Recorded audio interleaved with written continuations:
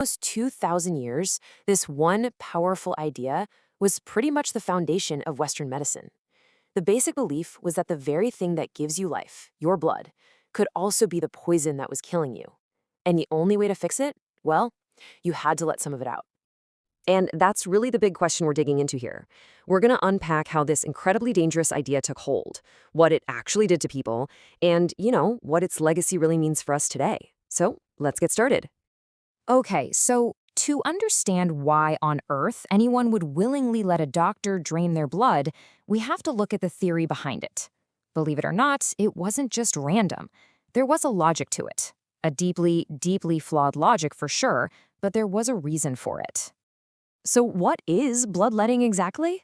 I mean, at its most basic, it's just the act of taking blood out of someone's body. But back then, it was seen as this powerful medical tool, a way to basically reset the body's entire system and fight off whatever was making you sick. The core idea was actually pretty simple. Ancient doctors thought our bodies were all about balance.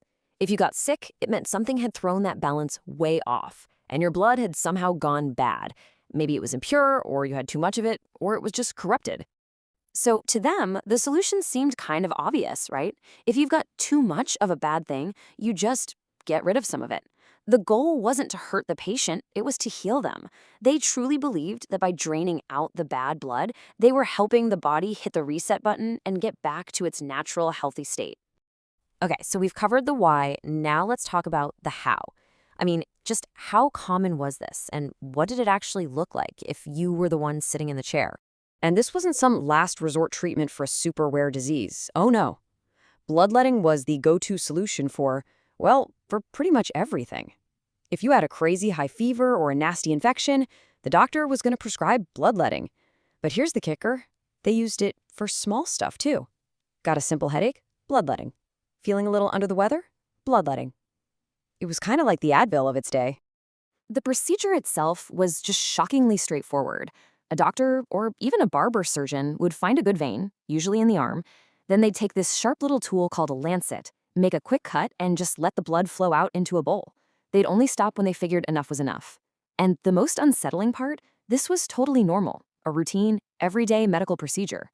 All right, so we've seen the theory and the practice, but now we have to face the music, the devastating reality of what was actually happening to the patients who got this so-called cure. And this is where it all falls apart. The belief was that this was a cure, that it restored balance, that it saved lives. But the reality was grim. Instead of getting stronger, patients got weaker from losing so much blood. Instead of finding balance, the procedure could send them into shock. In fact, this is very likely what killed America's first president, George Washington. Doctors drained almost 4 liters of his blood in less than a day for a throat infection. Way too often, this life-saving measure was the very thing that killed the patient. And that brings us to what is, for me, the most mind-boggling part of this whole story. This wasn't some short-lived medical fad. The huge, fatal gap between belief and reality, it was ignored for an unbelievably long time. Seriously, just let that sink in for a second. Not for years or even decades. We are talking about centuries. This wasn't some weird practice from the Dark Ages. It was a pillar of medicine from the time of the ancient Greeks all the way up into the 1800s. Generation after generation of doctors did it, and patients expected it. And here's the most important takeaway. We can't just write this off as a bunch of quacks or con artists.